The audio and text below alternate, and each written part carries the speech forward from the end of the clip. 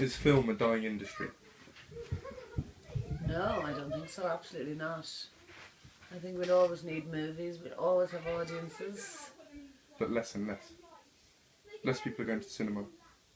Less people are going to the cinema. Film isn't a dying industry. I suppose it's the method, the way in which we watch it is changing. Definitely. The cinemas are a little emptier. Do you think that's good or bad? I think it's kind of bad because... But now people, I suppose, have really big screens in their houses and they're replacing the big cinema screen for their own home screens. Great. So it is sad, but we'll still always make films. It's just the way in which people watch it are different. Okay. Has Netflix made your job harder? Netflix has made things a little bit harder because it's such a huge platform of content that it is also good though. It's raised the stakes. It's made the standards have become really that much higher. But there is a huge amount of content now available. So every time you're pitching to a distributor or a financier, they are inundated with good ideas. So Netflix has allowed a way for a producer to make something and sell it directly, one-stop shop to Netflix, and they'll buy it in its totality and fund the whole thing, which is a really new way of making films and financing films. Right. So, as a producer, how would you know if something is good, worth producing? Well, a couple of things. You know if the standard is good, you just know by reading it. But it's the idea or story has to respond to you. If you know, it's such a long road and there's so much work in it. If it's an idea about gardening or something that you're not passionate about, is probably not a good idea to do it. So it has to be a story that you connect with. It helps if you know who the audience might be for that. So if it's horror, you know exactly that audience. If it's a thriller, if it's a drama, you know the age group of the audience. So you have to respond to the story because it is a long road. You could be developing it for 3 years. You could be shooting it for a year and then in post-production. So it could be 4 years from door to door. So it has to be something you're interested in. I think that's really important. Otherwise, you have to really jump up out of bed in the morning for it and want to make it and get excited by it. How much risk is attached to your job? Huge amount. Every day is a risk. Why? Because you're investing your time and money into projects that you're hoping will happen and that you're hoping other people will see what you see in them.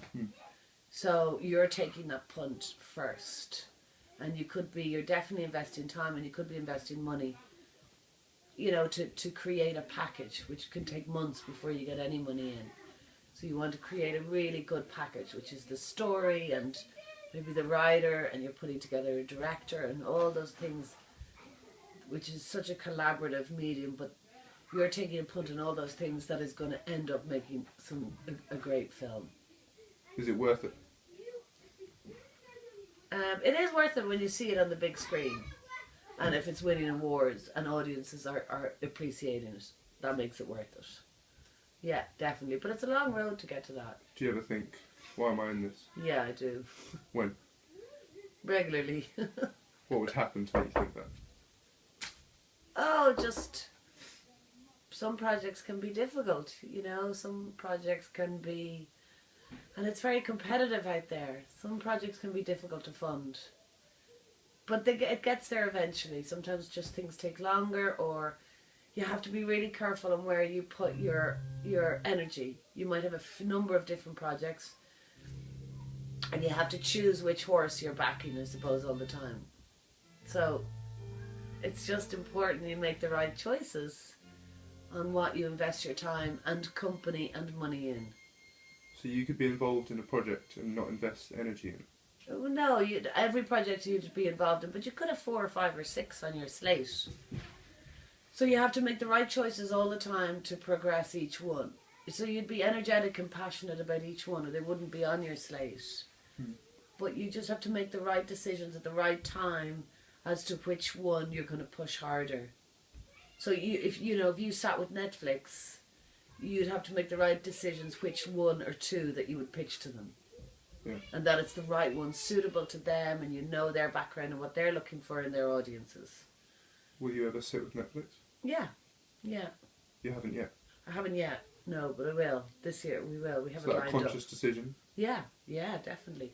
The thing about Netflix is you sell your soul, you sell everything, all your rights, everything. So that's why people don't immediately run to them. So why would you want to sell your soul? Well, if they do, it depends on the project.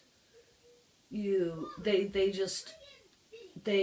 pay you a fee and you pass it over, because it's not a it's a different way of funding for us. Whereas generally we get the film funded and then we keep the rights and we sell them on, and we always have a vested interest in them.